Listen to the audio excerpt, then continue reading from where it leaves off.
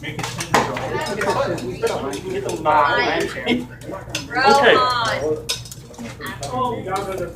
So, first, let's meet our opponent. Meet the Polearm fighter.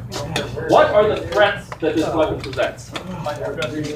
He has a thrusting tip and long range, right? But he has a thrusting tip on the bottom too, and he can clunk me if I get fresh.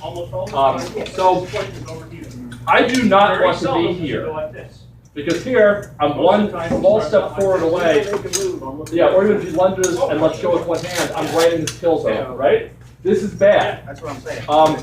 To be honest, this is bad too. Why? You said it butt spike. He's going to deploy the butt spike this close, right? So I want to fight the Polearm fighter right here. From here, the only thing he could possibly bring to bear really is the blade, and it's not his ideal range for it either, because I'm kind of in close for it, and I'm able to defend. So what I want to do is to safely get B range. How do we do that when we have such killer offense here? Well, what we're going to do is turtle, and he's going to get one thrust. Let's defend against it. Sword, step, and then here we're B range. We have control of the pole weapon, and then we're going to throw at an angle that the polearm is not. So what I'm not going to do is try and throw. I don't want to throw a light shot from here because she's got a block. I don't want to throw a shot from here because she's got a block. And you can forget that. I want to throw maybe here. I want to throw maybe here. I want to throw perhaps here. Yes, I was very careful. She said Cup shots are good. Get pulled apart. you know, I'm pretty proud, but Right. So the lesson that I'm trying to get across is that range and angle is everything as a Polearm fighter. So, and again, so for range, he throws, block, control, control, kill. You can't always get control of that Polearm. A lot of times it gets scrappy, and we'll get the first block. Here we're close.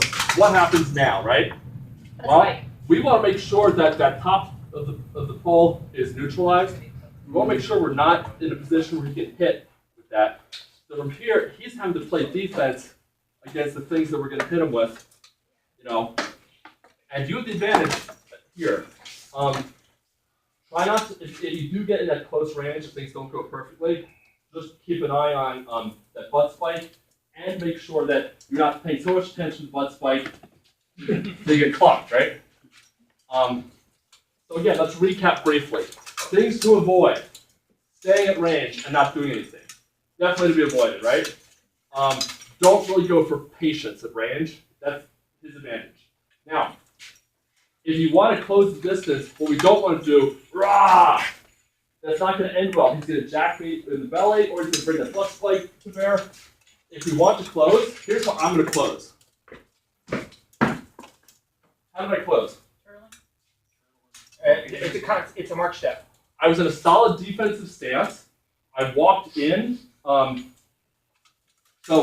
from here, I'm comfortable that I can get in with passing steps, and I'm protected. If you're going to circle, that's fine too. I recommend you circle to the side of the butt spike instead of circling to this side, because you can deploy that really quick. If I'm going to circle, I want to circle this way, because then, you know, it's a much better position for me. But honestly, what I like to do most of the time is simply walk right in. Now, if you think that he's not going to fake you out, you can take the initiative, and as you close, throw a shot, because he doesn't have a sword, or a shield. What does he have to block with? So, block, replace, kill. You can take the initiative by throwing what I call a suppression shot to force him to commit.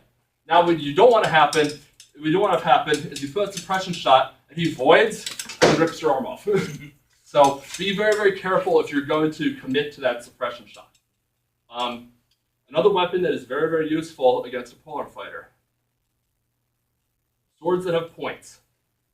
There's a couple things are going to happen. Number one, it's a narrow angle that is harder to defend against. He might miss the block, or if he does get the block, it takes a much bigger motion and you can redirect your blow. That's the 101. There's obviously more. That's the 101 version of how to fight a pole man. Any questions? Okay, well, thank you, Grace. Do one more round, and Mr. Tim's gonna call it and give you a break.